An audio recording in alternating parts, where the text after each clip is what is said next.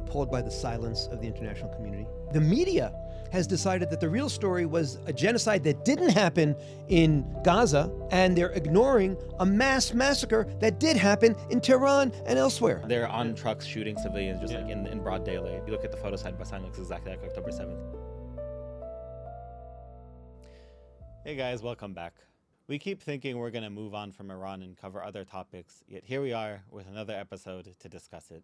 Week after week, everyone in the world is on the edge of their seat, wondering if Trump will manage to strike a deal with the Iranian regime that will secure a nuclear weaponless Iran in the future, or if the US will have to resort to strikes. So amid all of this tension and kind of lack of action, what we're trying to do this episode is take a look at some previous examples in history to try to discern two main things. First is if there's any warning signs that Trump has actually already made a decision about whether he's going to strike Iran or not. And the second is to try to figure out what a post-strike and or deal Iran would actually look like.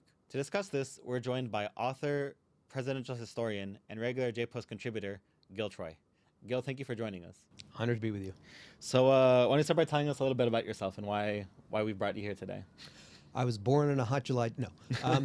I have the privilege, first of all, of having 900 words once a week in the Jerusalem Post. So I say, I don't need a therapist.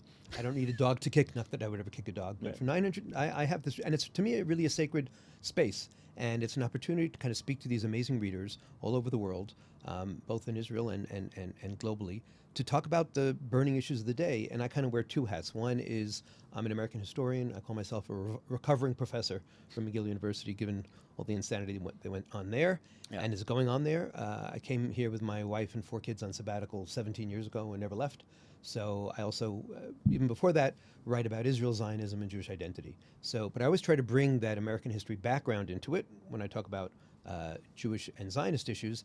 And when I talk about American history, I also try to bring some of the sensitivities and the sensibilities that we have as a small people, sharing a democracy, sharing the democratic values with the United States of America. So it's kind of a back and forth.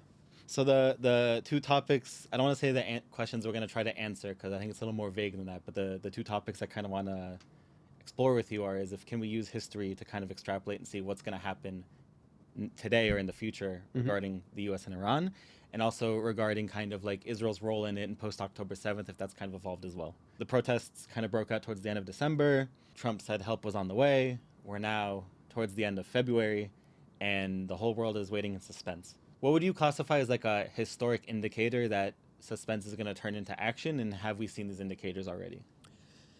First, let's take a step back. We're now contemplating the fall of the Iranian regime. Right. If I had written a New Year's piece about what could happen in 2026, and I'd put the fall of the Iranian regime in it, I would say, we speculate, hope. The fact that it's even on the table shows that there's been a historic shift. Okay. Natan Sharansky, the great Soviet Jewish activist with whom I had the privilege of writing a book called Never Alone years ago, taught me something very profound, which is that in dictatorships, there's this invisible wall of fear. And the question is, can you break through the wall of fear? We've seen these holy students. We've seen these courageous kids. We've seen these courageous adults moving and changing things over 40 days ago. And then with a 40-day mourning period, and the rumors are that as many as 36,000 or 40,000 were killed within 2 days, which is, we throw the statistic around, it's mind-boggling. It's sickening, right? It's insane. And it shows actually the weakness of the regime. And now that there may be a second wave connected to the 40 days, connected also to kind of think there's a look, I think within the Iranian dissident movements, while they have a lot of disagreements and a lot of chaos, I think they're feeling that if they can create enough chaos within Iran, they actually might encourage the president to move. Okay. And the wall of fear goes two ways. It's not just dissidents, individuals breaking through that fear, and it's justifiable fear given how awful the government is.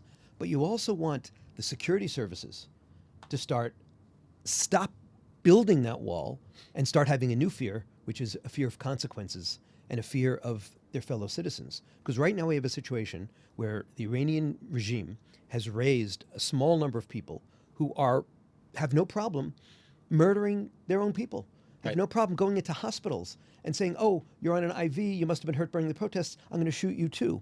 No problem putting people in body bags, there are rumors, and shooting them while they were still alive. And so you have this group of people who are brutal. If they stop And it's happened before. It happened in the 1990s in the Soviet Union. It happened in Eastern Europe in the late 1880s. We have seen it happen sometimes, but to predict that it's going to happen, that goes too far. This week, one of our senior analysts, Herb Keenan, had a very good article about these two questions regarding Iran, which are what exactly are like the terms being negotiated if we allegedly destroyed the nuclear program back in June, and also how did we get from the protests are happening and help is on the way, and you have U.S. senators like Lindsey Graham saying if the Ayatollahs survive, this would be a great, not only just a failure, but this would like lead to dangers in the future. How do we go from that to a nuclear deal and something more maybe palatable to the American public and support for the American public? In your view, do you think what's happening in Iran still has an effect on Trump's decision making? Is he still invested in the status of the protesters and the potential fall of the regime, or has the U.S. shifted entirely into this nuclear deal, and what can we get nuclear deal wise, and like capitulating on the pressure to kind of get to a nuclear deal? I'll start with two cheap points. Sure. One, anyone who thinks they know what Trump is talking about or thinking about is going to do has a power that I lack, number one. Number two is that we talk about the fog of war, but over the last 20, 30 years, I've been struck by the fog of Iran. If you go back to June, now we know what happened, that eventually Israel went in and the United States joined them on the 12th day. Think about the week before. Think about how many articles we read, some of us wrote, about the growing tension between the United States of America and Israel, about how Trump didn't have Bibi's back, about the tensions between Trump and Bibi, and about the fact that the MAGA coalition was breaking up. I do my homework. I actually looked at the public opinion polls before Israel went in and before the United States had its great success. The MAGA coalition, except for a few loudmouths like Tucker Carlson, were totally with Trump. And by the way, I think that's very important. I think Trump doesn't pay attention to the noise. He sometimes does, but he has a finger on the pulse. And the Make America Great Again constituency has, on the whole, wanted him to be more aggressive. There are a few voices saying stop, and so I think that's one factor. It seems to me, and now I'm just reading the tea leaves and putting together, what the rumors. It seems to me that when the Iranian protests just surged in January, and you had that bloody 2 days in early January, Trump wanted to go in, and his military analysts said, look, you're not going to get a win. I think Trump, at the end of the day, is very focused when it comes to foreign policy on a win. Right. And at that time, we didn't have, neither the United States nor Israel had enough military gear positioned in the right place. There were shortages both on the United States side and the Israel side, which is a much bigger issue that nobody's really talking about. Right. It shouldn't be connected to Iran. It should be connected to what's going on in the United States of America, what's going on in Israel. And Bibi, by the way, has talked about the need to reposition and start being more independent. But if we are making life and death decisions based on not having enough equipment, there's a problem. Right. And I've paid taxes in the United States of America, Canada, and Israel, so I can say we in all three constituents. So I'm convinced that Trump wanted to do something and was told, we can't see the win.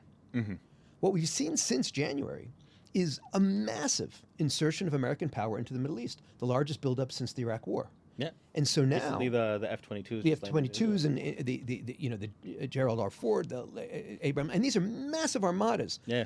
So now the United States of America is in a stronger position, and they're starting the negotiations. Are the negotiations a farce? Are they a way of putting the Iranians at ease while we get all our ducks lined up? Don't know.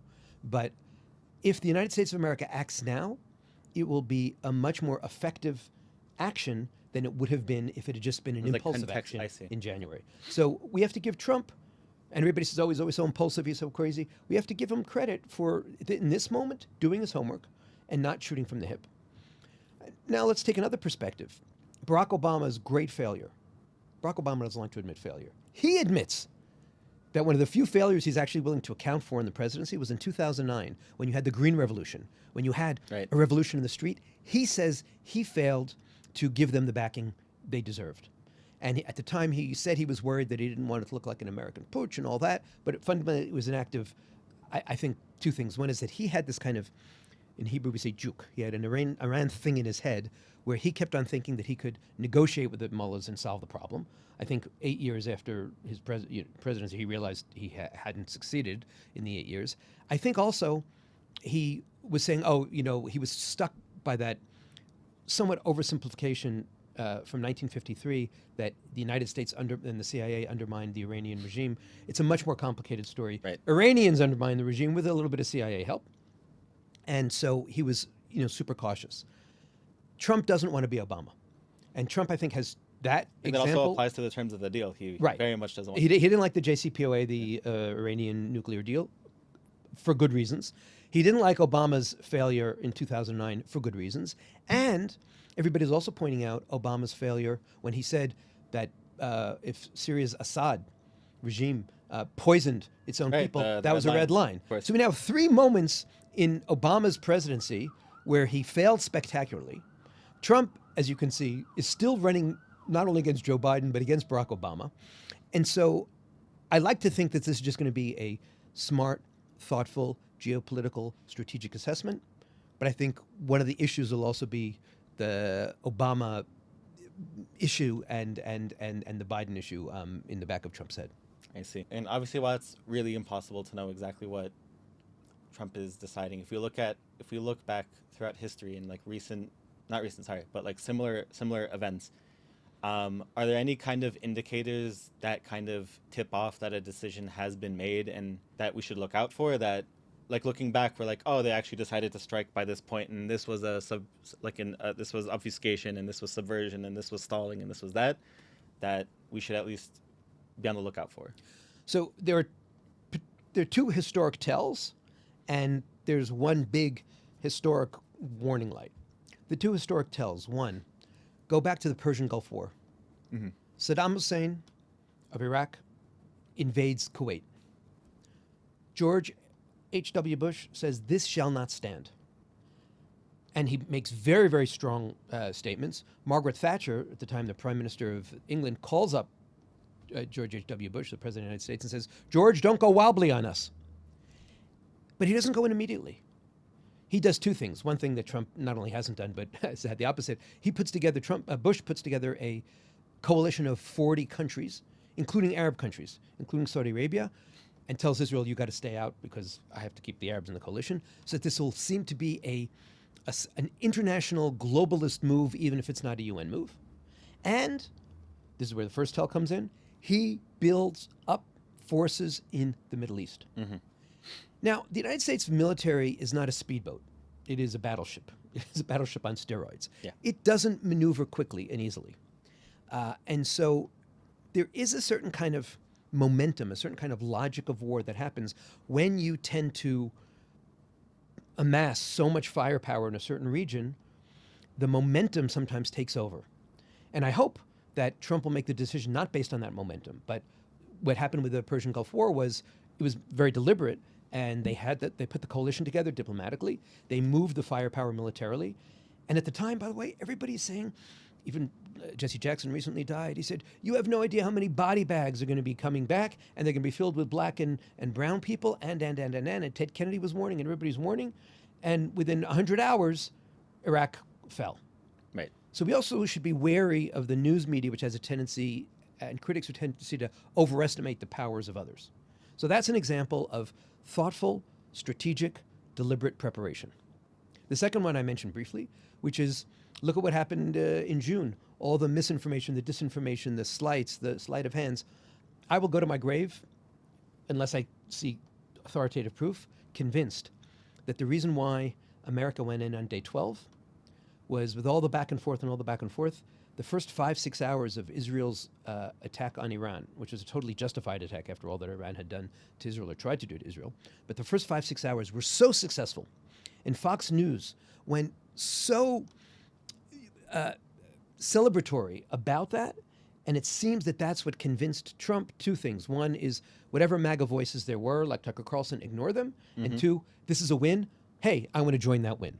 So those are 2 examples of both a kind of cult of victory, a conversation, and careful preparation that says to us there's a pretty good shot that the United States might go in. What's the warning light? That phrase, forever wars. The conversation in the United States of America, which is interesting because it's both on the right and the left, about the failures of Iraq, the failures of Afghanistan. And by the way, one of the things I always point out to my American friends, my American Jewish friends, who were so harsh and critical about the prolonged war that Israel just executed in Gaza. It was 2 years. Right. The United States of America was in Iraq for 9 years. The United States of America was in Afghanistan for 20 years. It got pretty much a loss in Afghanistan and a draw in Iraq. What we did in 2 years is a miracle, but that's a sidebar. The feeling of most Americans that so much blood was spilled, so much treasure was lost, trillions of dollars, and not enough was accomplished, has made Americans wary of doing this again. And It's I an think alarming track record. it's right, and it's stunning failure, and massive damage, massive collateral damage. They call it collateral damage. I call it lost civilians and innocent lives killed. So it is a problem, and so I think that's one of the wary things. And Trump had promised that he was going to end the forever wars. So it's complicated. Yeah, to say the least. Yeah. So again, looking on like the precedent of history, I think there's a few other things that I would wonder if there's a way to extrapolate kind of how this will go down. So for example, obviously it's not confirmed yet the amount of protesters who were killed. Mm-hmm. Again, there's rumors, it's hard to gather data. Obviously, there's been oppressive internet shutdown, and obviously because the protests and the suppression of protests have been countrywide, you have a few thousand deaths in this province, and then Right. a couple thousand kilometers away you have a few thousand deaths in this province, and it's not really sure. But the estimates and what's been compiled seem to loom around the 30-something thousand death mark, which, by the way, was in a couple of days to a couple of weeks, which Right. is insane. I think I remember reading when trying to gather news for this kind of incident. I remember that the Babin Yar massacre was up until that point the most Mm-hmm. that many deaths in such a short amount of time ratio, and so. On one hand, it just seems crazy to me again that people aren't talking about this as much, and that it's not really getting enough attention. It's an insane number to grasp, but what does history show us about these kinds of massacres? As in, if we put the survivability of the regime aside, and we put the deal versus strike aside, and all of that aside for a second, which is very hard to do at times, but if we put that aside, a more concrete number is going to come out, and the international community is going to have to address this number. So, what's that going to look like? I have to say that I am appalled. I'm appalled by the silence of the international community. I'm appalled by the latest JPPI study, the Jewish People Policy Institute, which is the think tank I'm affiliated with, which showed that the coverage of Israel is 10, 20, 30, I think even 100 times more intense and harsh than the coverage of Iran. I'm appalled. Does that also go over the December in this period, right? So the media has decided that the real story was a genocide that didn't happen in Gaza, and they're ignoring a mass massacre that did happen in Tehran and elsewhere. So I'm appalled by the international community. I'm appalled by the media, and I'm frankly embarrassed by the American Jewish community and by the broader American community. Why? Where's the American Jewish community? Why is it, I'm going to boast for a second, my son is now working at the Hillels of Montreal. The Hillels of Montreal reached out to the Iranian students at Concordia campus, at McGill campus. Didn't ask, have you been with us or against us in the Right. on Israel? They said, we know what it's like. We know how lonely we felt after October 7th. We can only imagine how terrified you are about friends back home, how lonely you must feel. And they had protests in minus 20-degree weather. I don't know of one other Hillel across the United States of America that has reached out to Iranian students. I'd love to be corrected. I don't know of one massive American Jewish community affirmation, attempt to reach out to the Iranian community. I haven't read about one American Jewish protest, and I haven't read about American protests. And I think there should be. Now, you can say, well, I don't know, I don't want to get into the question of war, I hate Trump. That's not the issue. The issue is the Iranian people. Many Iranian people, not all of them, but many Iranian people were brave and bold and courageous and pro-democratic, and the democratic world has been silent and left them feeling abandoned. And if you don't trust Donald Trump, and if you don't love Donald Trump, that's a different issue. But put your Trumpophobia aside and look at the core issue. And I'll go even more. When we talk about Iran, we talk about how central it was in the assault on Israel on October 7th. When we talk about how Iran has been one of the worst actors on the international stage for the last 47 years. We talk about the fact that Israel's only little Satan, the United States of America is big Satan. In this case, the purest, most ideological, most idealistic move is also the shrewdest move. The shrewd move is we, as an American Jewish community, and as an American community, and as a democratic world, would be saying, this is our moment. This is our chance. We should be figuring out everything we can do possible to rattle the regime and to make it collapse. And people say, oh, well, if it collapses, there might be civil war. I don't wish civil war on anybody. But sitting here in Jerusalem, sitting in New York, sitting in London, I think we'd all be much happier if at least the malocracy fell, and if they're busy fighting one another, rather than aiming at us and aiming at innocents. And so I'm just stunned, well, not so stunned, more just disappointed by the international community, the media, the American Jewish community, the world Jewish community, and the broader democratic community. But I don't feel strongly about this. I'm sure you don't. Do you think, I don't know if this is like a fair question to ask, because it might even be like impossible to really understand, but I think, had this happened not in the context of like after October 7th and after the war, do you think there would have been a different response? I know you write a lot about campus anti-Semitism and like how, especially since October 7th, how this has kind of become like mainstream in American universities. So like, when I try to ponder like how were people not speaking out against this obviously terrible, horrific massacre that for all intents and purposes shouldn't be political in the sense that like it shouldn't be clear that you should be for or against it, because it's like clearly in the wrong here. I wonder how much of a role does this post October 7th kind of like media and campus reality have come into play here? I think you're spot on. I recently came out with this booklet, The Essential Guide to Zionism, Anti-Zionism, Anti-Semitism, and Jew Hatred. And one of the things I talk about is that after October 7th, I added a word to my definition of anti-Semitism. The word is obsession. Mm-hmm. Right now, the anti-Zionism that we're seeing, both from the right and the left, is obsessive. You put little Israel at the center of everything. But also, because everything has to go back to anti-Zionism, because you're obsessed with anti-Zionism, you're obsessed with little Israel, you judge everything through that lens. Okay. And so, again, I'll go back to my son. My son reached out to certain people from the Liberal Party in Canada. They didn't want to get involved with the Iranian protests. Why? First of all, because they're anti-Trump, and so that's their obsession. But secondly, there's this broader mania, especially in universities, but on the left and in progressive circles, that says anything that somehow might help Israel must be bad.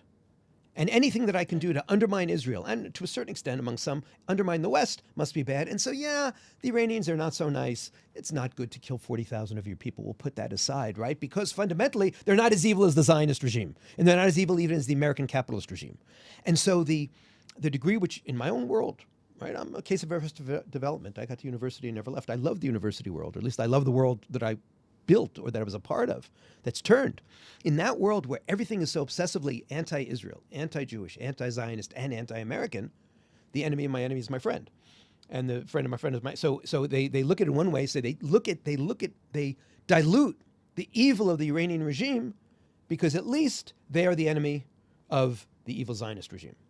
So October 7th if we're right, when we end up writing the story of what happened these latest months with the United States and Iran, there's no way that a serious historian could skip over this anti-Israel mania, this moral panic around Israel. But I'll take your question in a slightly different direction. What has October 7th done that's better in terms of the situation? No matter what happens tomorrow, next week, a month from now, no matter what happens, because of October 7th, because Israel mobilized, because on April 13th, 2024, when Iran sent 320 missiles to Israel, and the United States, and even Jordan and Saudi Arabia, and at the time the Europeans and the Americans worked with Israel to knock down those missiles, and then Israel later on neutralized the anti-aircraft batteries around Tehran and elsewhere. And then in June, we had this 12-day war. Right. The Iranian regime, because of October 7th, because it overstretched and because it wanted to surround Israel with a ring of fire, has learned that the ring of fire blew up in its face. And so Iran, on the whole, the Iranian regime is much, much weaker.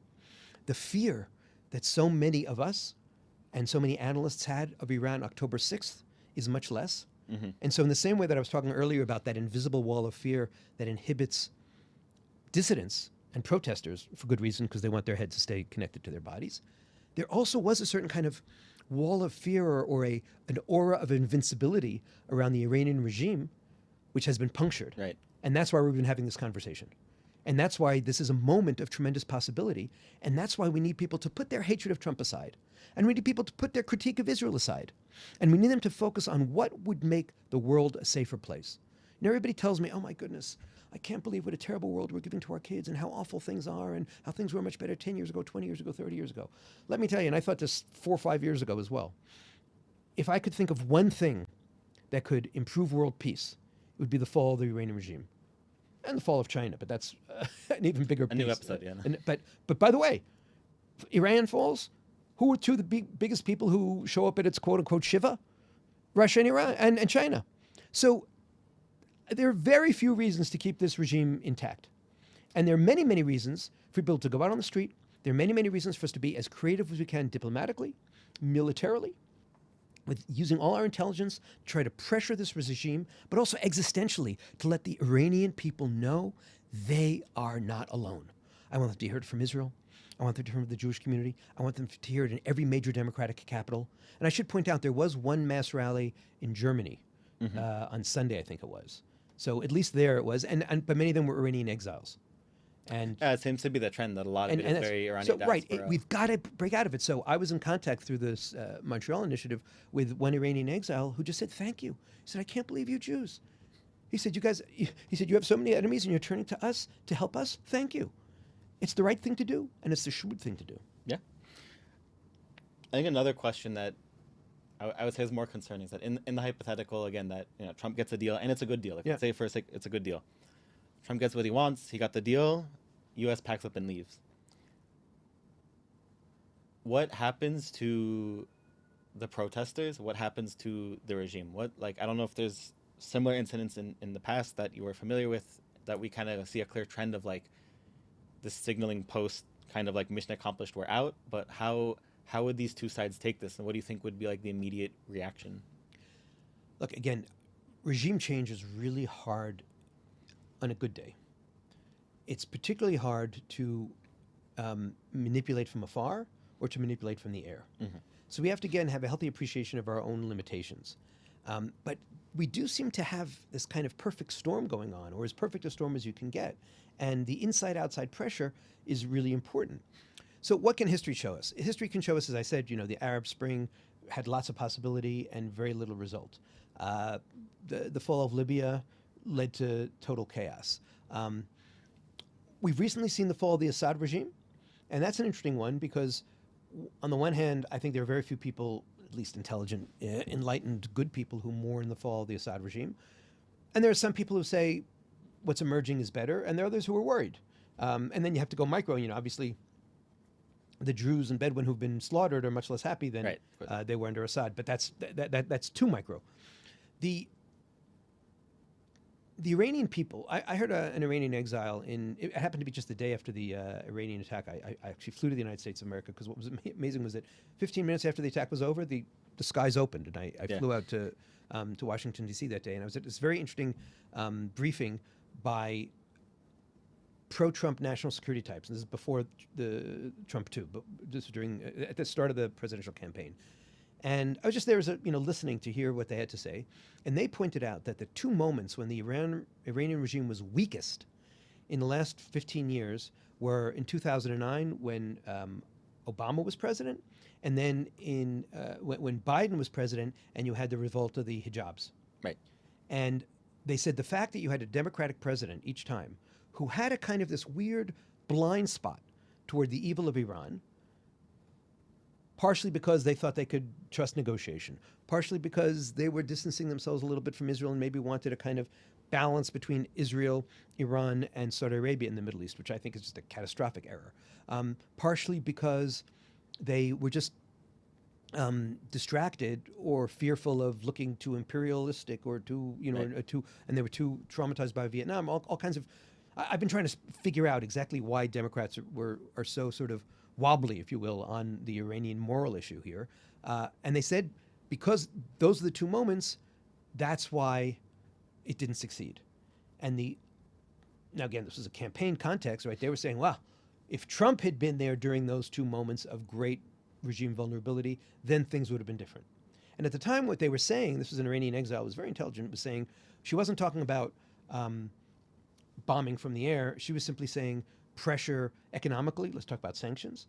She was talking about the CIA and other, everybody talks about the Mossad. The Mossad. Is the Mossad the only secret organization working in the entire 90 million person country in Iran? So she was saying that she felt that the Trump administration had the ability, or Trump too would have the ability, to put the kind of pressure from within. So that, and that would be, of course, the most authentic, right? The best case scenario, and I'm not dreaming, not predicting, would not be Israeli bombs or American bombs triggering a regime change, but would be the Iranian people who've been, who are wonderful people, a thoughtful people, a pro-Israel people on the whole, a people with an amazing civilization who've been brutalized and held hostage by this regime for 47 years. Enough is enough. So if they're the ones who ultimately take agency, and they're the ones who go to the street, and as I said earlier, if also the veil of fear, or let's say the currency of fear switches, and instead of fearing the street, fearing the Revolutionary Guards fear the street, then things could change. And again, I'm not hearing enough from the international community. I want every Revolutionary Guard to worry that they have nowhere to go. Right. I want them all to worry about, because they turned into this massive kleptocracy. Right? They say that up to 25% of the Iranian economy could be just hijacked by the Revolutionary Guard.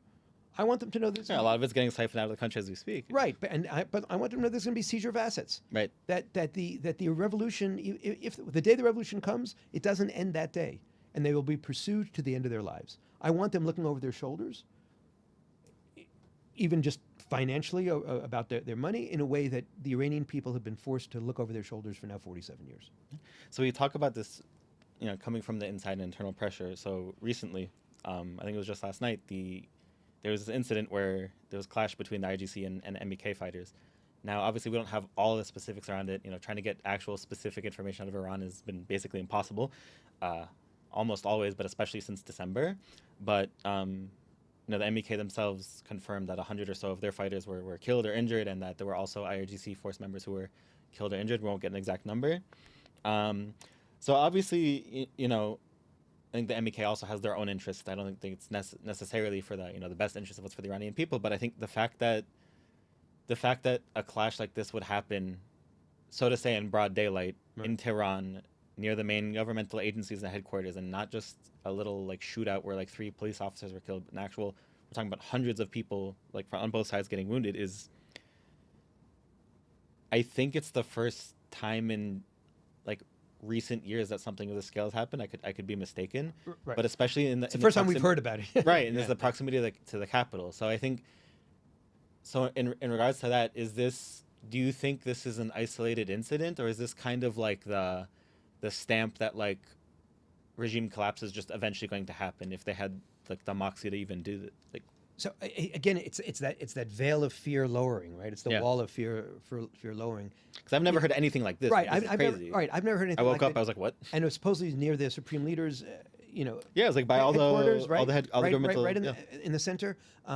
We're hearing reports also that in January, banks were burned, mosques were burned. That they've also the besieged facilities were burned. Right, they've minimized the degree to which just the infrastructure of fear and the infrastructure of evil was really shaken. And that's part of the reason why they lashed out so intensely. So, yeah, I mean, these are moments where, we all were spoiled because we have an older generation. Because we grew up knowing that there was one fundamental truth, which is that our entire lives and the next 200, 300, 400 years, we would see a division between the United States of America and the Soviet Union. The evil empire, or the communist empire, and the free world.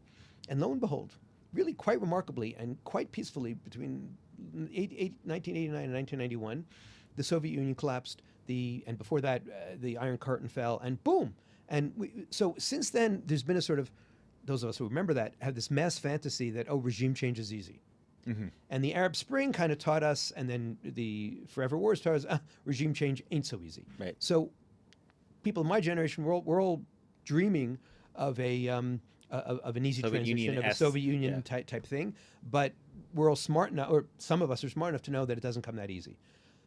And I take no joy in the violence, But every time you hear about that kind of violence, and every time you hear about different factions in Iran clashing, and every time, you can question the motives and the ideology of the MEK, but fundamentally, at this point, more chaos and unfortunately even more violent pushback against this evil regime is for the better. They're on the right side of history.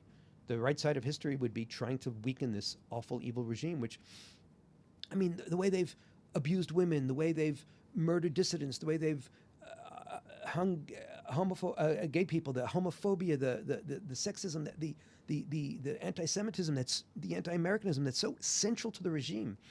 It's stunning how blasé people are about how bad this place is, Right. and not the place, I should say, but the leadership itself. What blew my mind was I don't know if you saw these, the photos of how they brought mercenaries from Iraq and Afghanistan to help suppress the protests, and like you look at the photo side by side, it looks exactly like October 7th. You see these like right. There's a jihadi thing going on. They're on trucks shooting civilians just like in broad daylight, and And by the way, we should talk, there are all kinds of reports. I'm sorry to say on this broadcast of not only of mass rapes, but of women's bodies being returned with wombs cutouts that they had no proof of the despicable gendered violence. So where are our feminist friends? Right, the same silence we heard after October 7th about us, we're hearing it now, right? But I see actually the need to import mercenaries as a good sign. That's a sign of weakness. Yeah, right. Nerds. It's sad on its face, but it shows it's horrible. It's tragic, and it's awful. And what kind of human beings are these who will sacrifice their consciences for some dollars and take joy in it? Right. Take this jihadist joy in it, and we have to put out front and center the centrality of this jihadist ideology in so many problems and so much of the evil of October 7th, the evil of the beginning of January. But it shows if the regime has to start importing oppressors and they can't use their homegrown oppressors, then maybe, and there have been a couple of articles here and there and a couple things on social media about even some questioning within the Revolutionary Guard. That's when revolution really happens. Right? When the evil forces either put down their arms or simply say, I can't kill my own people anymore.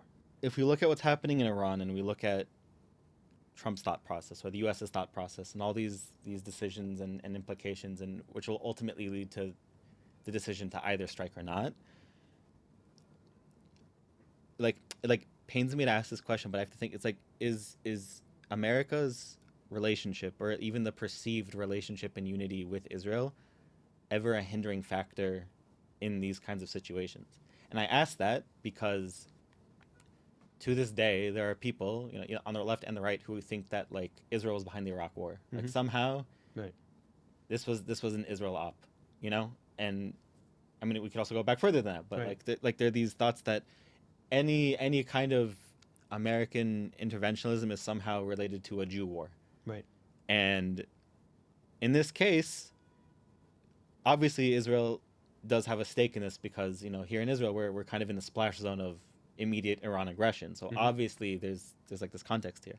But when we think about, because what we're talking about right now specifically was protests broke out.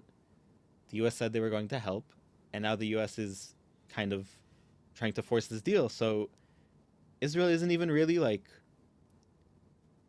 involved. Like, we are by proxy because we're here, but we're not, like, Israel didn't have a hand in like any of this, and yet this idea of getting dragged into like another Jew war is still very permeable in America. So like, what is there to do about that? Like, so let's take this in a couple of directions. So first, we have to talk about kind of the positives and negatives of the U.S.-Israel relationship. Then we have to talk about the growing insanity in that conversation about U.S. and Israel, sure, or about the Israel and the U.S. And then the third piece would be Iran's thing of, if America's going to attack me, we're going to hit Israel, right? And that, by the way, you want to talk about historical examples? When Saddam Hussein was facing a coalition of 40 countries, right, in the Persian Gulf, and the United States of America and the wrath of the world, who did he attack? Israel. He chucked at Israel. Right? I mean, he also sent Scuds to Saudi Arabia, but Saudi Arabia was actually fighting it, right? Right. So that gets to kind of the deeper, obsessive, historic, crazy nature of anti-Semitism. Yeah. So with this think tank I'm associated with, the JPPI, the Jewish People Policy Institute, I've come out with 2 what I call essential guides, short, punchy guides to kind of what's happening in the world today. So I did one, the guide to October 7th, the essential guide to October 7th, and the second, the essential guide to, as I mentioned earlier, Zionism, anti-Zionism, anti-Semitism, and Jew hatred. And they're PDFs which we spread around the world. We encourage other people to print them out because we're not a publishing company. We're just trying to kind of get people thinking, what are the basics? I don't care if you're left or right. Here are the facts. Since Trump visited Qatar in May and came home with a plane, Right. and everybody's saying, oh, my goodness, look, we get a plane, and what can the Israelis give us? A camel and a Bible? Like, what's going on? I've been writing the next essential guide, which hopefully is coming out next month, which is the essential guide to the U.S.-Israel partnership. So I've been really sitting with the fact that, A, the American Jewish community has not made the case for how much the United States of America benefits from its $3.2 billion a year that it gives to Israel. Right. And by the way, it gives to Israel, but then Israel spends most of it back in the United States buying arms. So first of all, Also, like, independent of like one's opinion on it, 3.2 billion is kind of like a drop in the water. It's a compared to the drop. US It's defense a budget drop in increase. the. It's a drop in the budget. That's like the blow away bu- in the bucket. wind money. So I actually compare it to how much money the United States spends on Egypt, spent on Afghanistan, spent on the Iraq War, and then say, let's see what do you get Yeah. back.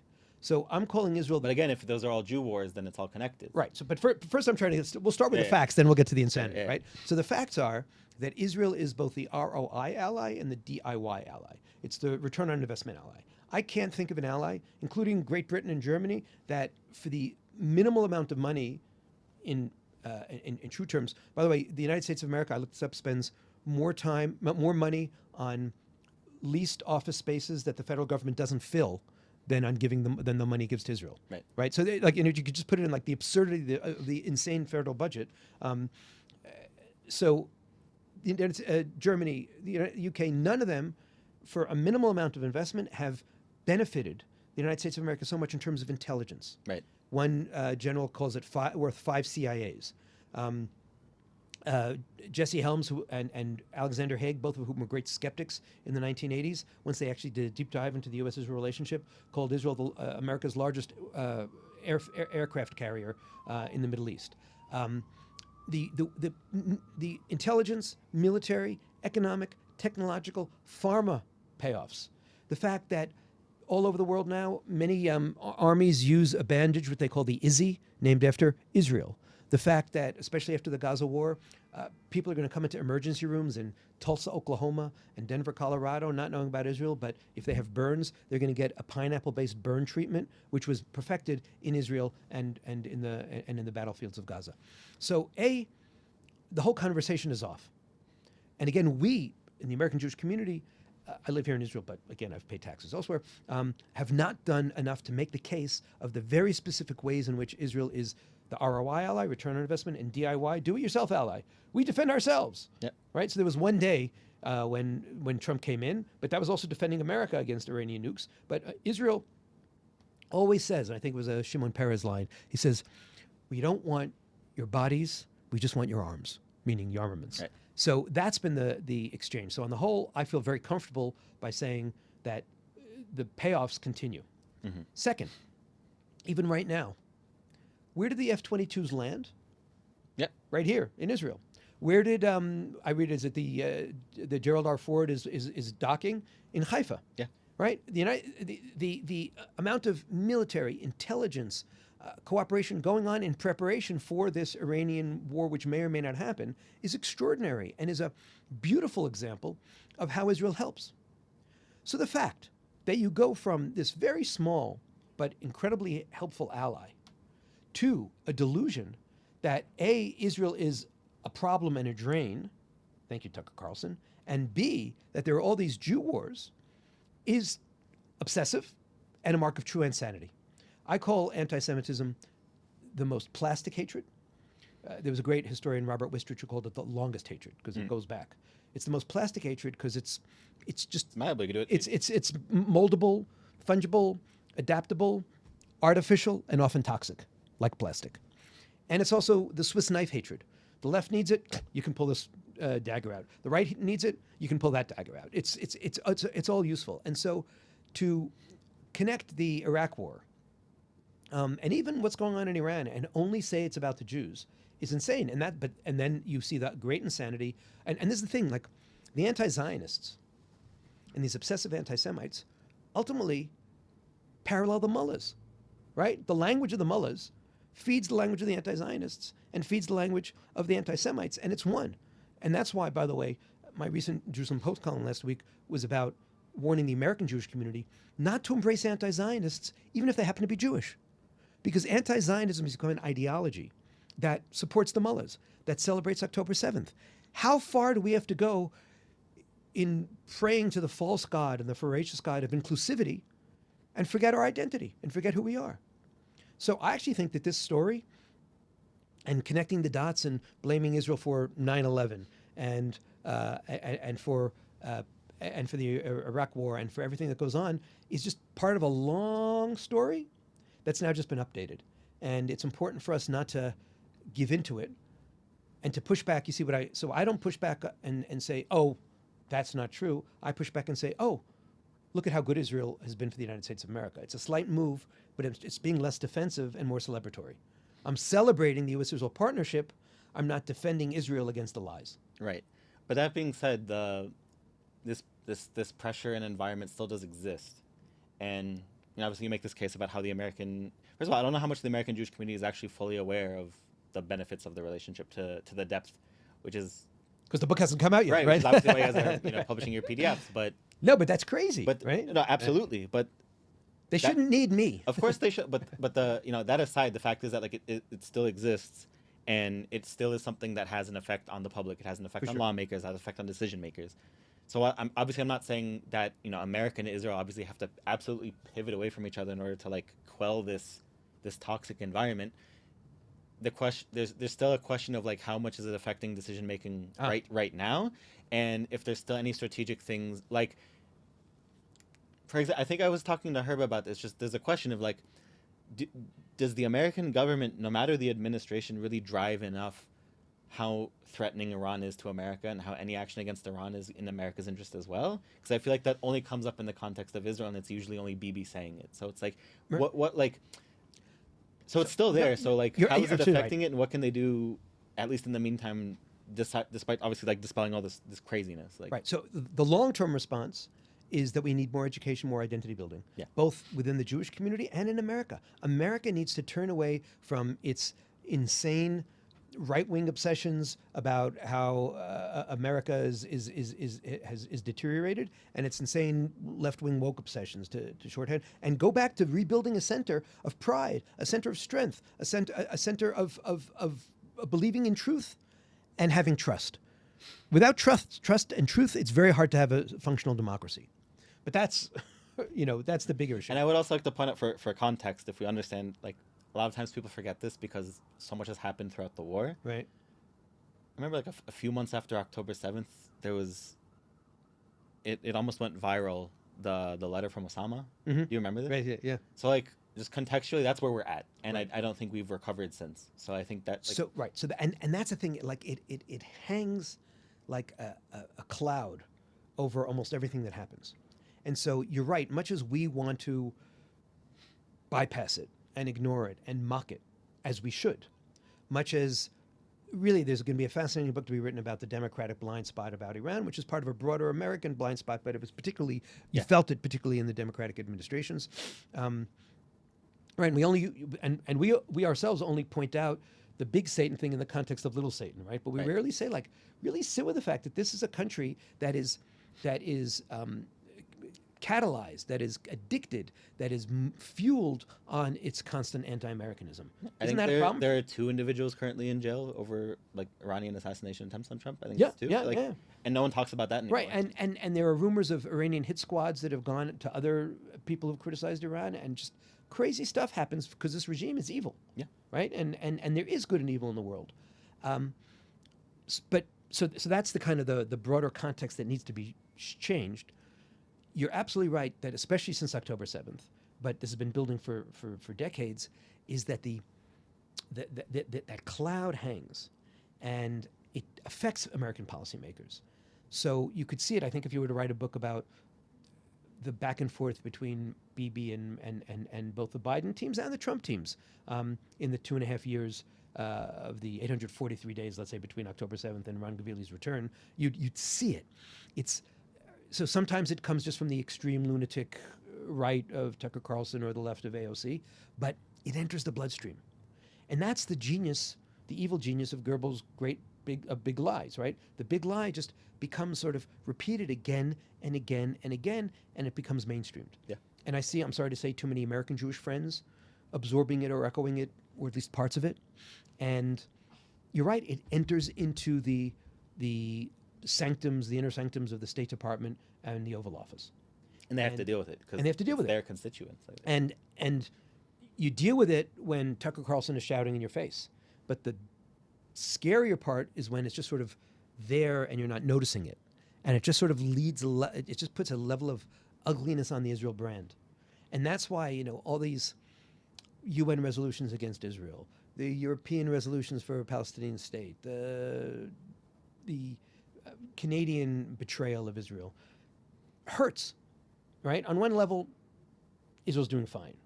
On the other level, this kind of mass, insane, obsessive mania against Israel even affects Israel's closest friends, because we're all ultimately affected by our atmosphere. We're all affected by the outside world, and think about it as a pollution, right? So if everything about Israel is polluted, even if I kind of spritz it away and say, oh, no, I really see it, I had to do that act of spritzing it away, so it becomes a conscious act, and then it becomes an unconscious act of sort of absorbing.